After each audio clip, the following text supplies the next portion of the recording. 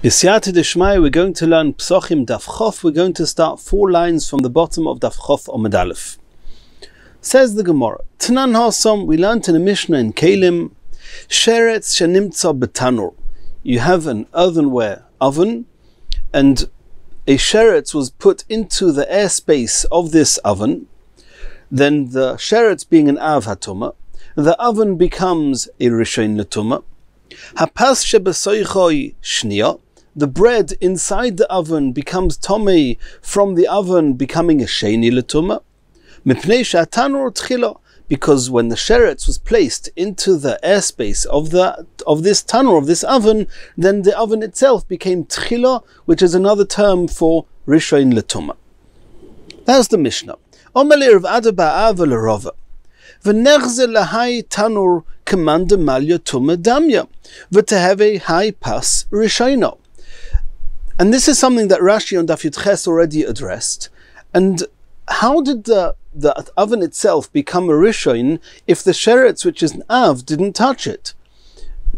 It was just put into the airspace. The answer is, and this is a special chiddush by kli cheres, by earthenware kelim, that the airspace, so to speak, is so to speak filled up. So you've got the sheretz in the airspace of the tanur, of the oven, or any earthenware utensil. It's as if the whole earthenware utensil is full and is touching the sheretz.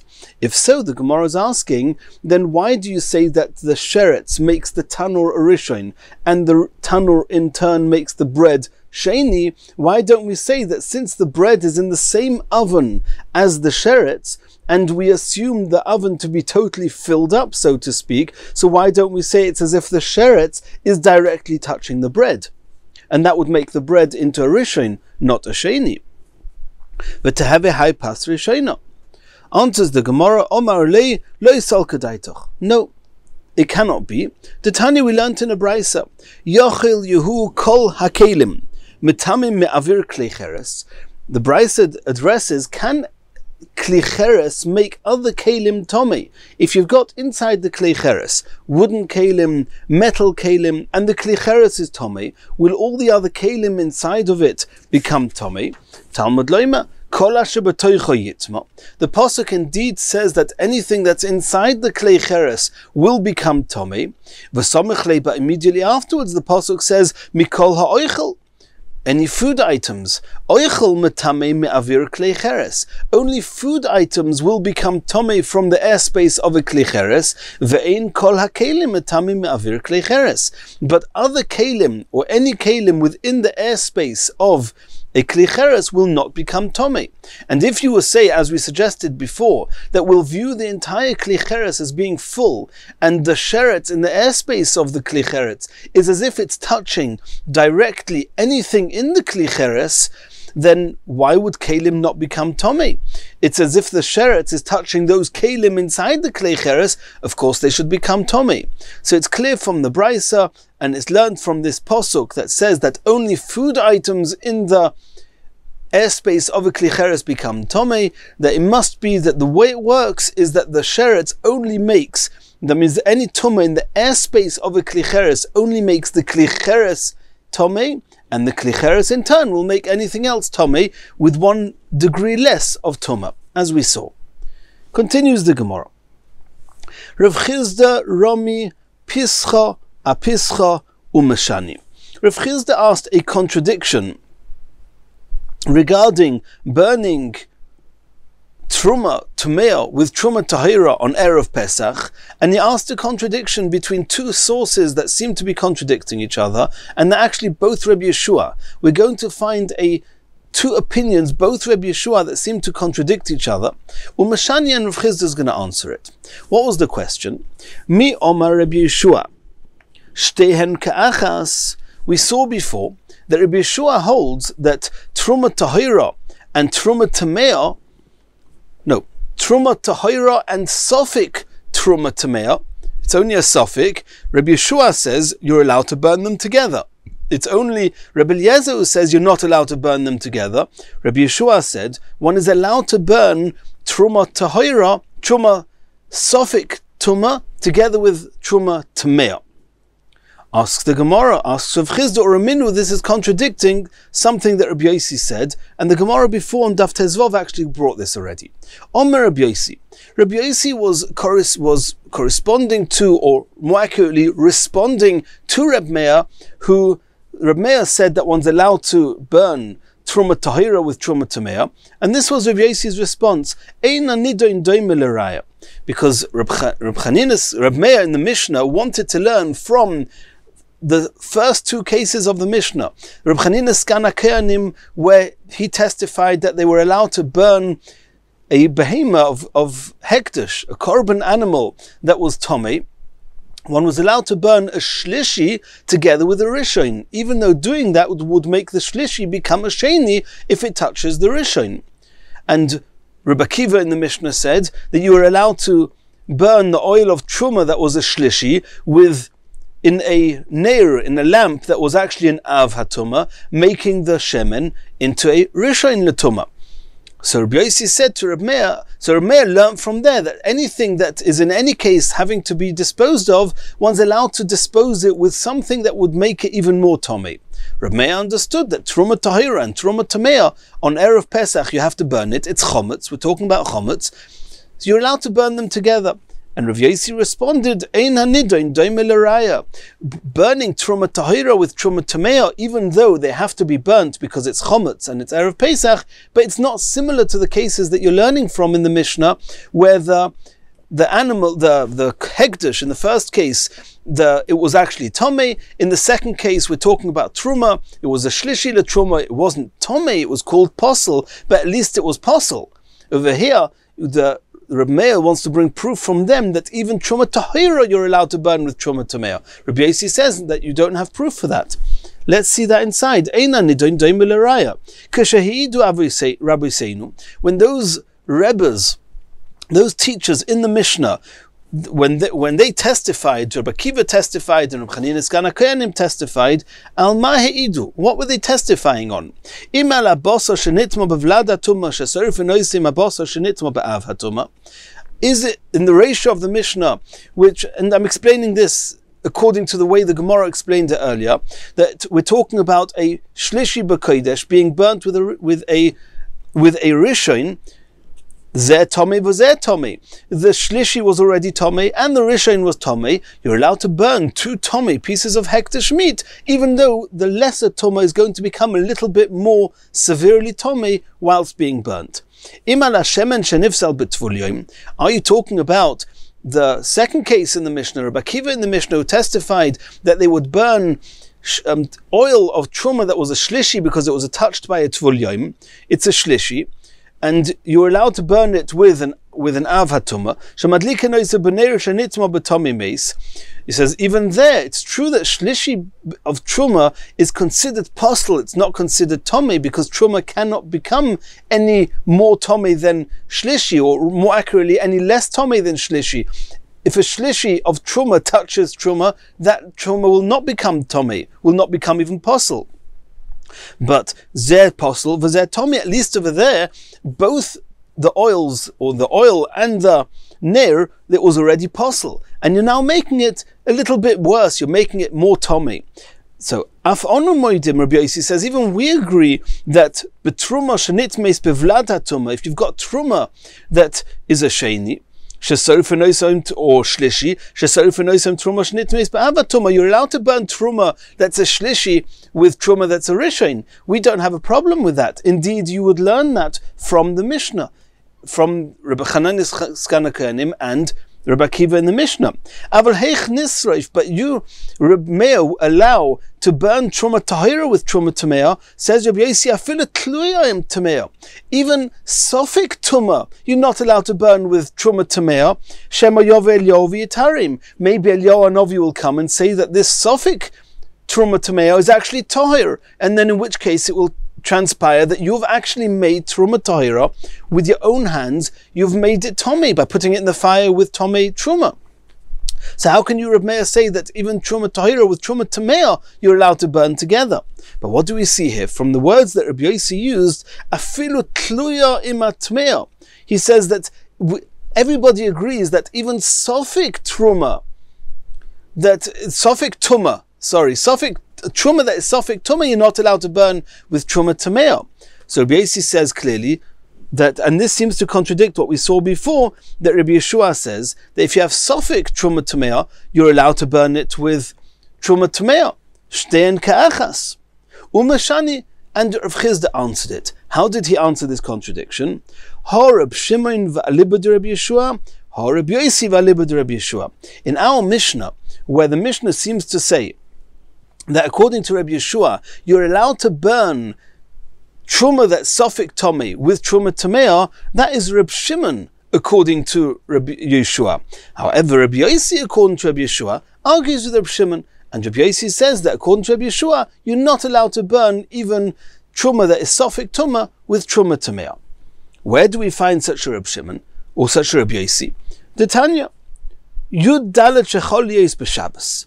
If Erev Pesach, which is the day where we normally burn the chometz, happens to be on Shabbos, so you can't do streifas chometz on Shabbos, on the 14th of Nisan.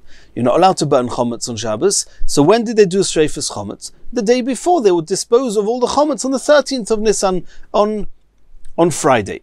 Mevarin es hakel melifnei Shabbos. This is the opinion of Reb Meir, and it's similar to what we saw in our Mishnah, that you're allowed to destroy all the chometz on Friday before Shabbos, v'soyrofin, and you can burn trumas, tameos, teluyos, utahiros. You can burn all the trumas.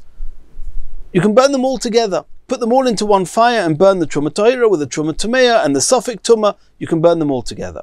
Divi Reb Meir, that was the opinion of Reb Meir. Rabbi Yossi Omer, tahira. Rabbi Yossi says it's tahir. Bifnei atzma, utluya bifnei atzma, utumea bifnei atzma. This is Rabbi Yossi again, similar to Rabbi Yossi in our Mishnah, who says you're not allowed to burn truma tahira with truma tamea. You make 3 fires, one for truma tahira, one for sofik truma, which is sofik tome, and one for truma tamea. Omer Reb Shimon, and this is the Reb Shimon we want. Omer Reb Shimon, lo nechluku Reb Eliezer v'Reb Yeshua ala tahira v'ala tamea she'ein soyrfin. Reb Shimon maintains that everybody agrees that truma tahira with truma tamea you're not allowed to burn together, not like Reb Meir.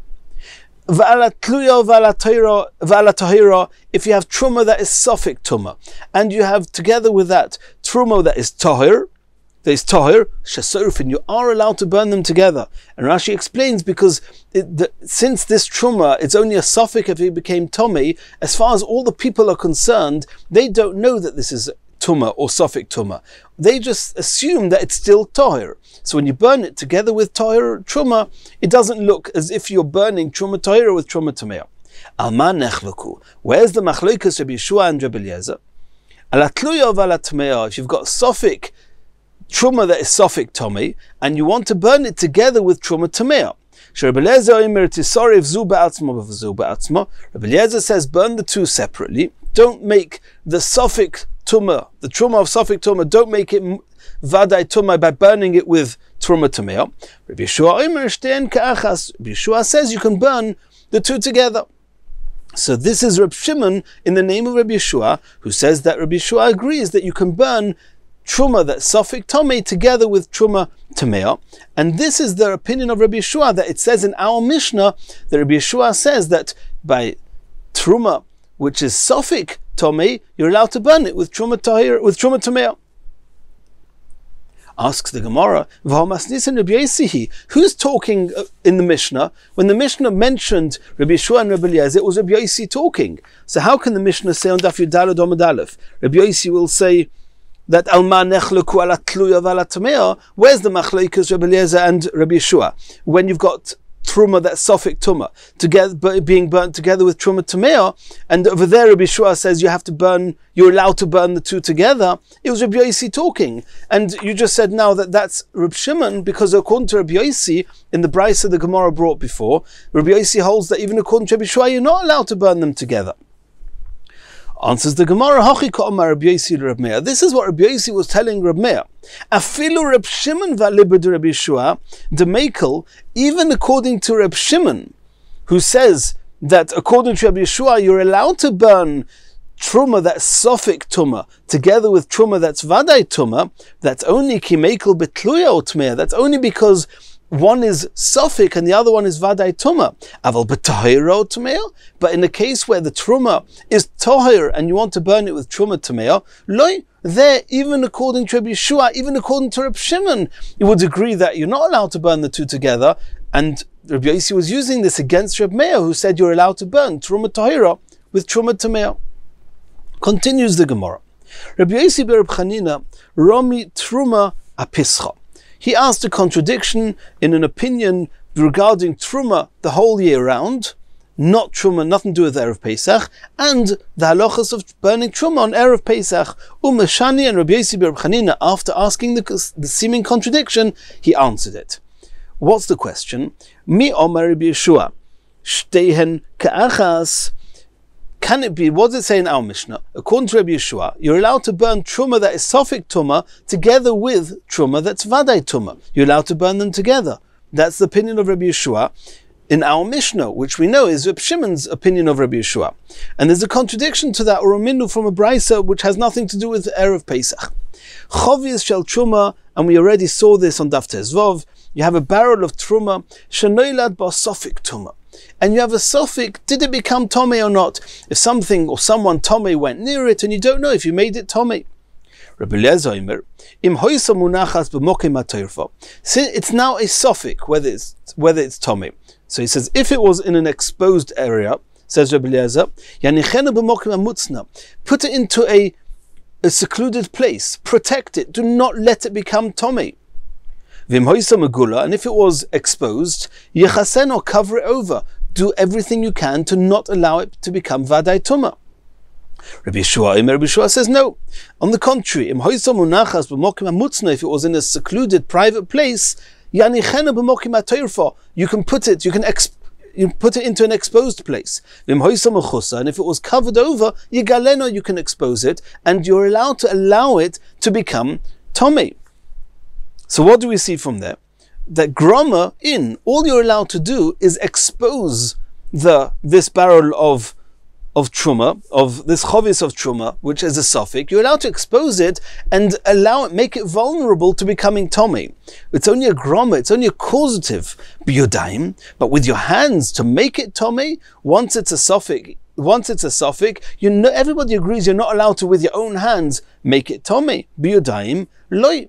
And this seems to contradict what we saw from Rabbi Yeshua, that Rabbi Yeshua says that in our Mishnah, that sofik, truma that's sofik tome, you're allowed to even biyodayim burn it together with truma tomeo, even though with your own hands you're making the sofik tuma into vadai tuma. Umashani. How did Rabbi Yossi ber Reb Chanina answer this contradiction? Harab Shimon alibud Rabbi Yeshua, Harab Yossi alibud Rabbi Yeshua. Like we saw before, this is actually two opinions in the name of Rabbi Yeshua, whether one is allowed to, with one's hands, make truma that is sofik tuma, are you allowed to make it tome or not? And that case of the barrel that's a sofik tuma, that we said there you're not allowed to do it with your hands, that's conforming with what Rabbi Yossi said. Rabbi Yossi said, according to Rabbi Yeshua, you're not allowed to make it tome with your hands, and according to that opinion, even on Erev Pesach, you're not going to be allowed to burn truma that's sofik tuma together with truma that's vadai tuma. Continues the next Gemara. Rebbe Elazar Rami truma a truma. Rebbe Elazar asked a contradiction of two brises, in Rabbi Yeshua, regarding two different scenarios of truma itself, a contradiction in Rabbi Yeshua. Umashani, and Rebbe Elazar is going to answer it. Mi Omer Rabbi Yeshua. We just saw now in the brisa of truma, when you've got a barrel that became sofik tome. What does it say there? That Rabbi Yeshua said you're allowed to expose it, you're allowed to cause it to become vulnerable, and then it may become tome, but don't do it biyodayim, groma in, biyodayim loi. Or Raminu, this seems to contradict another situation, and this is also something we've already seen on Daf Tezvov. Choviz shel truma shenishbro begaso elyoina. And this was talking about the wine press. And the wine presses typically had two vats, two places that they would contain, an higher place, which is probably where the grapes were put and crushed, and then the wine would fall into an area lower down and get collected there. What happens if a barrel of truma got broken in the upper in the upper gas, in the upper vat, in the upper area of this wine press, and in the lower vat, in the lower area of it, there was wine there that is chulin. It's not truma, but it's tomei. Chulin tomei, we don't have such an issue with it. There are certain restrictions with what happens when you're allowed to drink it and how you're allowed to drink it and what happens if you drink it, but you're allowed to drink it. It's not osa. If the truma is going to fall from the higher area into this lower area, the truma is going to become tomei from the wine, the chulin wine, which is tomei. And then in the lower area, you're going to have truma mixed in with the chulin. It's all going to become tomei. And now, nobody's allowed to have any benefit from it. I mean, it will have the halachas, more accurately, it will have the halachas of truma tamea. A Yisrael won't be able to do anything with it. A Kohen will not be able to drink it because it's tomei. So what do we do in such a situation? You have two options. Either you'll take tuma utensils and catch the wine, which is truma, and that way, with your own hands, you're going to actually make that truma tomei, but at least you're going to save the whole chulin from being mixed with truma. And then at least you'll have saved the chulin. Or, the other option is to go and find a tahor utensil and save some of the truma without it becoming tomei by falling into the lower area. But by the time you do that, some of the truma or much of the truma will have fallen into the lower area and the truma will have become tomei and the chulin would have got destroyed. The question is, what you're supposed to do. So the Brisa says like this: Chavis shel truma, this barrel of truma tahira, shenishbro, it broke begaso elyoino, in the upper area of the wine press, v'tachteo, and in the lower area of the wine press, chulin tmeim, you have wine that's chulin, that's tomei. So Moider Rabbi Lezer or Rabbi Yeshua. Rabbi Lezer agrees to Rabbi Yeshua. That means they both agree. Really, it should have said that Rabbi Yeshua is Moider to Rabbi Lezer, but that's something the Gemara is going to deal with later. Moider Rabbi Lezer or Rabbi Yeshua. She'im yochei lehatzil mimenu revius betara. If you can save just even a single revius of the truma wine and save it betara without it making it tomei, even though the expense is going to be that some of the truma or much of the truma is going to fall into the lower area, making the truma tomei. You didn't do it with your hands, it just fell there. But it will make the truma will become tomei, and the wine will not be able to be used, will not be able to be drunk anymore. That's what you have to do. Do whatever you can to save even just a revius of the truma betara. V'imlav, if it's clear that you cannot save even just a revius of the truma tahira betara, then there's a question: Are you allowed to Are you allowed to collect and receive that truma tahira in tomei utensils? Thereby, with your own hands, you're making that truma tomei, but at least you're saving the chulin. Or no? Whatever happens, happens. You don't do it with your hands. It's a machlekes. Rabbi Eliezer Omer tered v'titma v'ali tameno b'yad. He says you're not allowed to make truma tomei. It'll fall down. It'll become tomei. That's just what's going to happen. But you didn't do it with your hands. Rabbi Yeshua Omer. Rabbi Yeshua says yitameno miyad. You're allowed to make it tomei even with your own hands. So here we have a contradiction in Rabbi Yeshua. In the first case with the barrel that was a suffix if it became tomei, what did Rabbi Yeshua say? Rabbi Yeshua said you're allowed to expose it and make it vulnerable, but you're not allowed to make it tomei with your hands. And over here Rabbi Yeshua says that in the event that you cannot save any of the truma betara, you're allowed to even make the truma tomei with your hands by collecting the truma into tomei utensils in order to save the chulin. That was the contradiction Rabbi Elazar asked in Rabbi Yeshua. Umashani, and Rabbi Elazar answered, Shani hosam deika hefsat chulin. Normally one's not allowed to do anything with your hands to make truma tomei. However, here, this truma is going to become tomei on its own anyway. And since if you're not going to make the truma tomei with your hands by collecting it in Tomei utensils, what's going to happen is you're going to have a tremendous loss. You're going to lose all the wine that was chulin. It was Tomei, but it was wine of chulin, which could have been drunk. You're going to lose all that if the truma falls into it. And since it's such a big loss, he allowed them to save the truma by collecting it in Tomei utensils. Maskif lo Rava. Rava now asking a question on that. In our Mishnah, we're talking about Erev Pesach, and we're talking about burning Truma Tahira with Truma Tamea. So Rabbi Yossi says in the Mishnah, you're not allowed to burn Truma Tahira with Truma Tamea. Why? Because it's called that you're making the truma tomei b'yodayim. But what are you making me do? You're making me make two fires. A separate fire for the truma tahira, a separate fire for the truma tamea. That means twice as much firewood. That's also a hefsed. That's also a loss. Why don't you say that in order to save the loss or to avoid the loss of those firewoods, let me burn the truma tahira with the truma tamea in the same way as you let me save the chulin by collecting the truma in tomei kelim. Abai said the difference is very straightforward. When there's a very large loss, then, for example, all the chulin wine, when it's such a big loss, there we say, to avoid such a big loss, you're allowed to make the truma tomei b'yodayim. Lehefsed mud, but just for a little bit of a loss, a couple of logs of wood, leichosheshu, for that the Chachomim said that's not enough of a loss to justify making truma tahira tomei. Asks the Gemara, Uminah Taimra, and where do you get this idea from? That there's a difference between whether there's a large loss or a little bit of a loss. Says the Gemara de Tanya, Chovis shel shemen. Till now we were talking about a barrel of wine that got spilt in this wine press. What happens if we're talking about a barrel of oil that got spilt? Similar scenario. And in the bottom there was oil that was chulin, that was tomei, but it was chulin. And at the top, this barrel of oil broke. This time it's oil, not wine. And in the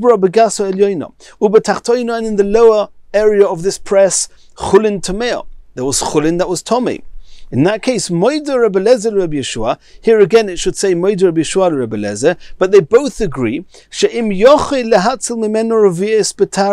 if you can save even just a revius of this oil, betara with toher kalim, even though that till you get those kalim, what might happen is that, or even after you get the kalim, but if you can save one revius, even though that what it's going to cost you is that the rest of the oil is going to fall into the chulin and make all the chulin mixed with truma, and since the chulin is tomei, the truma will become tomei with it, it will become a mixture of truma tamei, then that's what you have to do, and you're not allowed to try and save the chulin oil by collecting the truma oil with tomei kelim. No, do everything you can and save even just the revius betara. Yatzil, you should save it. Ve'im lav, but if there's no way you can even save just a revius of that tohir shemen, and in any case that shemen is going to fall down and become tomei in the shemen chulin tamei, then what should you do? Then tered v'titmo v'al yetameno biyad. Then everybody agrees, don't make it tomei with your hands. Just allow it to fall down, and it will all get lost. The shemen, the oil of truma, will become tomei with the chulin, and it's just too bad. But you're not allowed to collect any of the. You're not allowed to try and save the chulin shemen by receiving the truma shemen in non-tohir kelim. Asks the Gemara, Ma'ishno shemen deroi lahadlik yain nami roi leziluf. That means, how did we? Before we get to that, the Gemara asked a question: where do we see a difference between a large loss and less loss? Over here, in the case of the wine, it was a machlokas. According to Rabbi Yeshua, he says yatam eno biyad. In the case of the oil, he says you're not allowed to be a tam'eno biyad. What's the difference? Obviously, losing all the wine, the chulin wine, is a large loss. Losing or making the oil become a mixture of truma and chulin oil that's tomei, losing that amount of oil is not called such a hefsed merubah. It's little bit closer or similar to just some logs of wood. And therefore, over there, even Rabbi Yeshua says that you're not allowed to make it tomei with your hands. And now the Gemara is going to ask, Ma'ishno shemen, why in the case of the oil do you say it's not such a big loss if all the truma is going to fall into the chulin and it's all going to become tomei? Because in contrast to kochim that becomes tomei, that you're not allowed to benefit from it when you're burning it, truma, when it becomes tomei, you're not allowed to eat it, but you're allowed to benefit from it. In the case of oil, you're allowed to light it as a fire. In the case of wine, you're allowed to sprinkle it so it should be a nice aroma in the room. So the Gemara is saying, I don't understand. If you, Rabbi Yeshua, agree in the case of the oil that you're not allowed to do any act b'yodaim to make the truma tomei, and even though the expense is going to be that all the chulin oil is going to become a mixture of chulin and truma, which is tomei, and you said that's not such a big loss because you can't drink the oil, but you can still use it to light.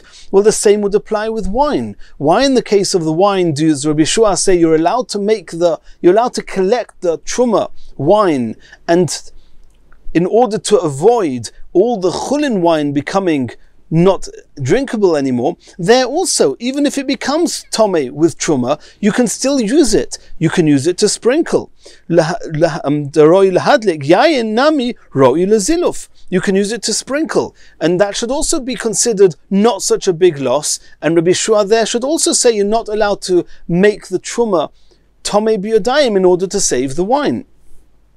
Are you going to say that using wine to sprinkle is insignificant, and therefore if all you can do with the wine is sprinkle it, it's as good as lost, and therefore it's considered a large damage, in contrast to oil that you can light it in a lamp or in a fire, and that's considered as less of a loss because it's a substantial use as it is, even if you cannot drink it? Don't say no. Rabbi Shmuel said in the name of Rabbi Chia that shoysin milug besela. If you're not a rich person and you want to drink wine, the type of wine that you would drink is a type of wine that you would buy a loig of wine for a single selah. But when you want to sprinkle the wine to have a nice aroma in the room, miloig b'shtayim, then you're going to buy a quality of wine that's twice as expensive. You're going to pay 2 selah for a single loig. So you see that sprinkling is a very significant thing. If so, the question comes back. If being able to light and kindle the oil reduces the level of loss to the oil, why don't we say that being able to sprinkle the wine reduces the level of loss, and in both cases it should be also to make the truma tomei b'yodayim? Answers the Gemara, you're right. Regular wine will be the same halacha as the shemen, and Rabbi Yeshua will agree that you're not allowed to collect the truma tahira in tomei kelim in order to save the wine at the bottom, because you can use it for ziluf. However, when the Brisa said that according to Rabbi Yeshua you're allowed to save the chulin by collecting the wine in tomei kelim, is talking about b'chodosh. We're talking about new wine, and new wine cannot be used for ziluf, because ziluf is an aged wine, has a very fine aroma, but new wine, it cannot be used for ziluf. Asks the Gemara, v'haroi liyashnoi. Okay, but it's still not such a great loss, because you can allow the wine to age. Don't drink it, it's tomei, truma tamea, allow it to age, and then sprinkle. And why should we say that because at this point in time you cannot sprinkle it, therefore you're allowed to be matame the truma b'yodayim to save the chulin? Answers the Gemara, no. Since if you allow this wine, which has got truma tameo mixed in, and you're going to wait for it to age, then in the meantime, chas v'shalom, a mishap can happen, and somebody is by mistake going to drink from this wine, and that seriously also is truma tameo inside this wine. And therefore we're not allowed to allow you to let it age, and since we cannot afford to allow it to age, and if it's not aged, and as now you cannot use it for sprinkling, therefore it's considered a big loss. And in that case, Rabbi Yeshua will say you're allowed to save the truma, even though you're making it tomei b'yodayim, you're allowed to collect the truma, even though you're making it tomei b'yodayim, in order to save the chulin. Asks the Gemara, shemen nami asibeli de takola.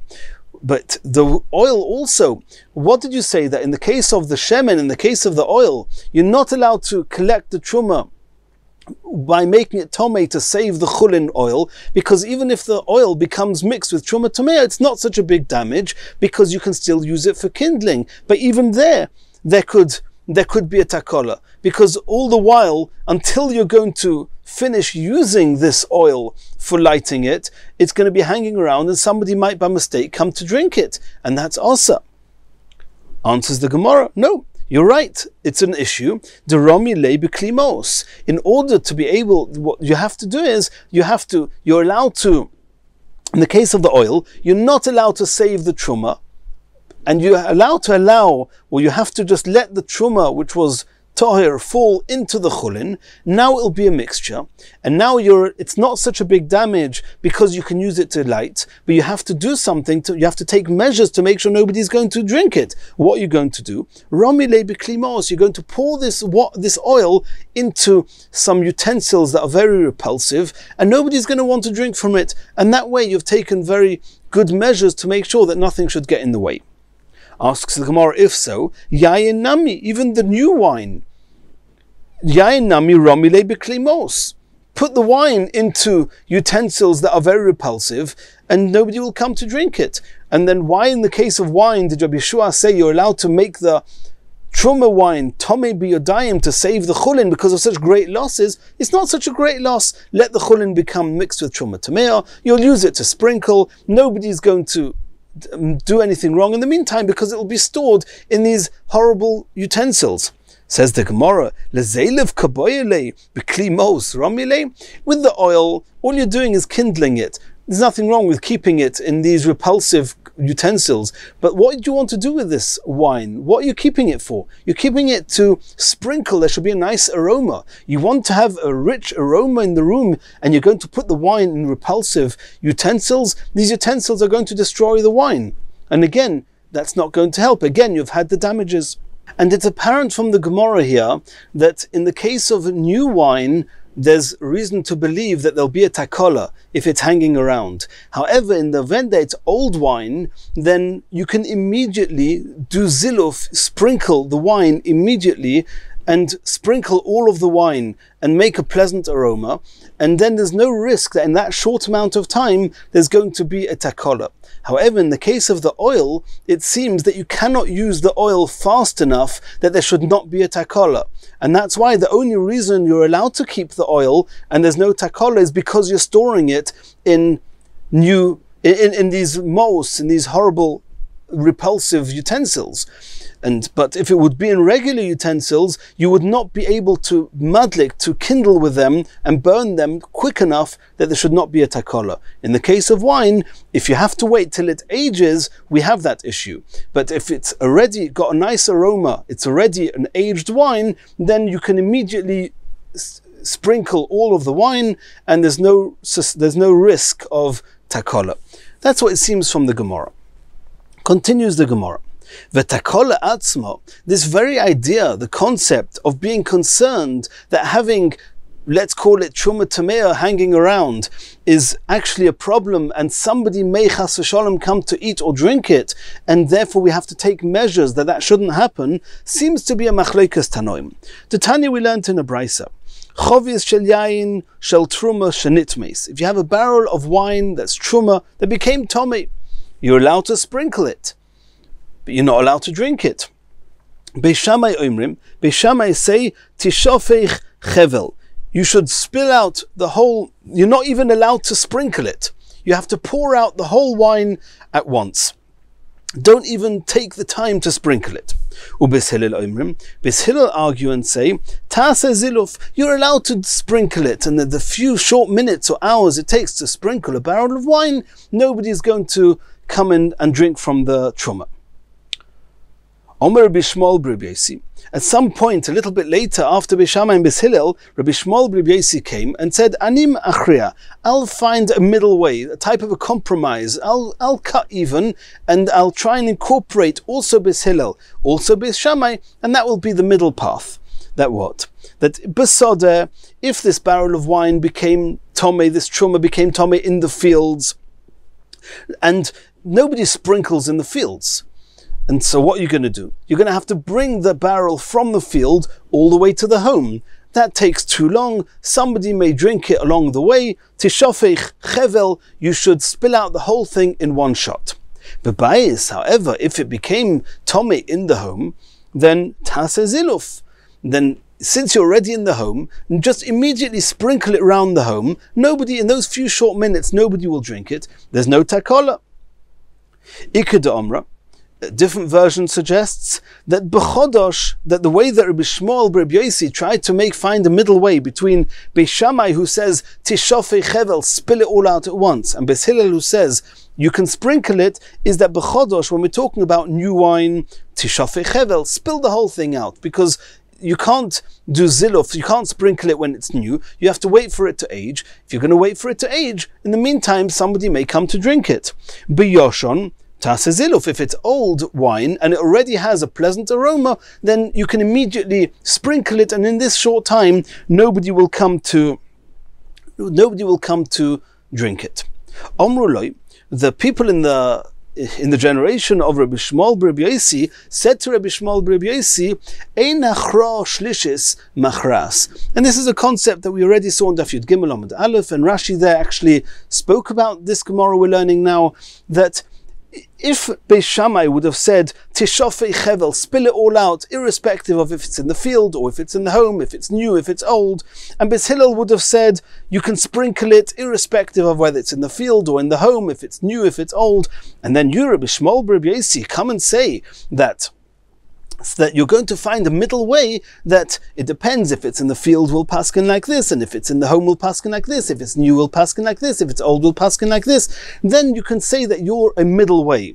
But over here, Beis Shammai and Beis Hillel, nobody mentioned all these differences. All Beis Shammai says, always spill it out. Spill it out. He didn't even mention the home, not the home, it's in the field, it's new, it's old. Beis Shammai just said, blanket statement, the wine has to be spilt out without doing any sprinkling.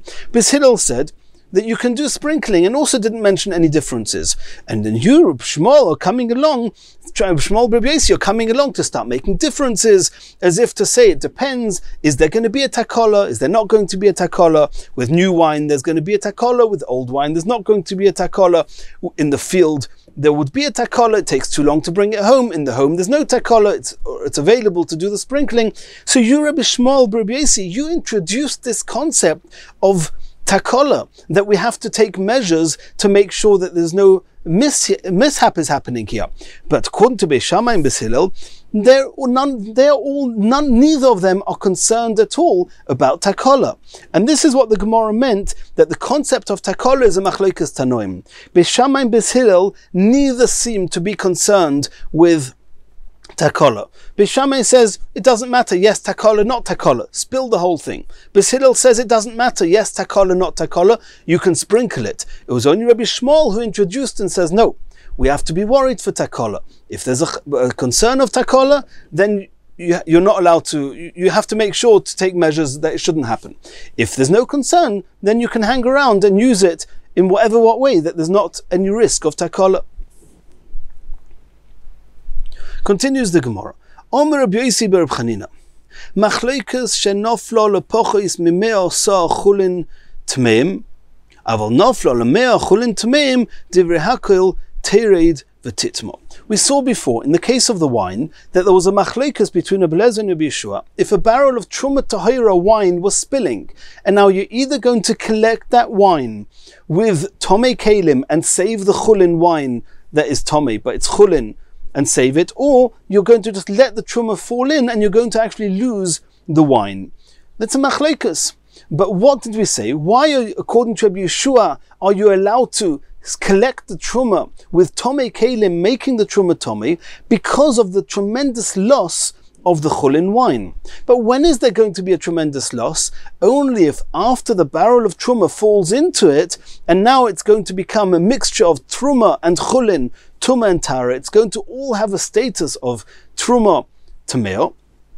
And if it's truma tameo, there's going to be a tremendous loss, as we discussed before. But that's only true if the ratio of chulin to truma is less than 100 to 1. If there's at least 100 times more chulin than truma, then even if the truma is going to fall into the chulin, then the status of this mixture is going to be that of chulin, not of truma. You'll have to take out as much quantity of truma that fell in, you'll have to take that out, because we don't need to have benefit from that truma. And that's a different sugya. But all the rest, that means the volume of chulin that was tomei, but was chulin that was there before, remains chulin, because there was enough chulin that was nullifying the status of truma from the entire mixture, because there was 100 times more chulin than truma. And in that case, there's no loss to the chulin. If there's no loss to the chulin, you're not allowed to, even according to Rabbi Yeshua, you're not allowed to collect the truma with tomei utensils. Let's see this again inside Machloikas. The whole Machloikas we saw before was Shenofla lepochis mimeasa chulin tmein. If the truma was going to fall into less than 100 times its volume of chulin tmein, aval nofla lemea chulin tmein. But if there's going to be 100 times more in the chulin tomei than as much truma that's going to fall into it, divrei hakel teired v'titma. Everybody agrees you're allowed to allow the truma. You have to just allow the truma to fall into the lower area, and indeed that truma will become tomei. And do not make that truma tomei biyudayim. It's true the truma will become tomei, but since it will not cause a damage to all the chulin wine, there's no reason that to allow you to make the truma tomei biyudayim. Tanya Namihachi, we saw a brisa to this effect, that chovis, a barrel of wine, shenishbara begaso elyoina, in exactly the case we're talking about now, in the upper area of this wine press, this barrel broke. And in the lower area, mea chulin tmeim. You have 100 times more chulin than the volume of the truma that's going to fall in. Moider Rabbi Yeshua. Everybody agrees. She'im yochel lehatzil mimeno revius b'tayra yatzil. Everybody agrees that if you can save a revius, then you're not allowed to collect the truma with tomei utensils. Rather go about trying to save the little bit that you can with tohir utensils. Ve'im lav, but if you cannot save a revius of the truma, teired, then everybody agrees, teired v'titma v'alitameno biyad. You're not allowed to collect the truma with tomei utensils, because even if the truma is going to fall into the chulin at the bottom, which is tomei, the truma will indeed become tomei and get lost, but it will not be a loss to the whole wine underneath, because there's enough wine to nullify the truma status of what fell into it. So it's clear in this brisa, like we saw before, that the only time that Rabbi Yeshua says that you're allowed to collect the truma with tomei kelim, making it tomei biyadayim, is only if, in the absence of doing that, there's going to be a tremendous loss of the chulin. Continues the Gemara, and we've had this now 3 times. We've had the term Moider Rebbe Lezer Rebbe Yeshua. Rebbe Lezer agrees to Rebbe Yeshua. The truth is, whenever the Gemara says Moider Rebbe Lezer Rebbe Yeshua, then we're talking about a case where everybody agrees that it's also to collect the truma in tomei utensils. Well, who's agreeing to who? Rebbe Lezer always says that it's osa. It's Rebbe Yeshua who says that sometimes it's mutter. And in those cases that we mentioned, for example, there's going to be a big loss to the chulin underneath, it's Rebbe Yeshua who says that you're allowed to. And Rabbi Yeshua says that you're allowed to collect it. And in some cases, Rabbi Yeshua will agree to Rebbe Lezer that you're not allowed to.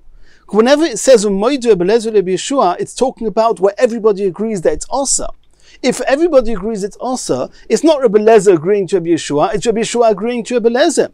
Hi, Moidu Rebbe Lezer Rebbe Yeshua, that the term that the Gemara keeps using, Moidu Rebbe Yeshua Rebbe Lezer miboile, it should have said that Rebbe Yeshua, who says in some cases it's mutter to make the truma tahira tomei for whatever reason, but will agree in some cases you're not allowed to. Omar Rava Eipach. Rava says indeed, whenever you see this term Moidu Rebbe Lezer Rebbe Yeshua, it's supposed to be the other way around. Moidu Rebbe Yeshua to Rebbe Lezer. Rav Huna Breder Rebbe Yeshua Omar Lo'ilam Loi Teipach. Rav Huna Breder Rebbe Yeshua says you don't need to change it over. Hochab Mayaskinon, and this is what it's talking about. And before we read the last line and a half, let's go back. What does it say? Let's take one of the examples. The example we just saw here now.